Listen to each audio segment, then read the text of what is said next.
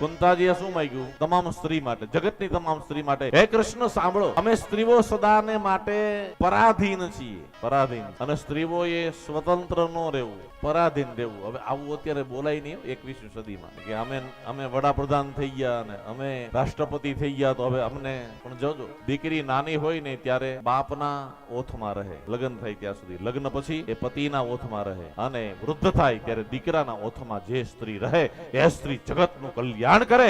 અને આ ઓથમાંથી જો નીકળી ગઈ તો એ શું કરે એ તો પેપરમાં આવે ત્યારે ખબર પડે. એટલે એ સ્વતંત્રતા સ્વચ્છંદતામાં પરિણમે, ઓથમાં રહેવું એમ કહે છે. અમે સ્ત્રીઓ પરતંત્ર છીએ હે કૃષ્ણ, તો કે અમે બે બંધનથી બંધાયેલી હોય, માવતરની મમતા અને સસરા પક્ષનો પ્રેમ, આ બે બંધનો અમે સ્ત્રીઓ બંધાયેલી હોય. પણ હે કૃષ્ણ આજ કૃપા કરો, કે શું કે આજ એવી કૃપા કરો કે માવતરની મમતા તોડી નાખો અને સસરા પક્ષનો પ્રેમ તોડી, અને હે કનૈયા તમારા ચરણમાં આ પ્રેમને જોડી દો. આ અમે માગીએ છીએ. દરેક સ્ત્રીઓ છેલ્લે યાદ કરે, બધી મોક્ષ આપજો.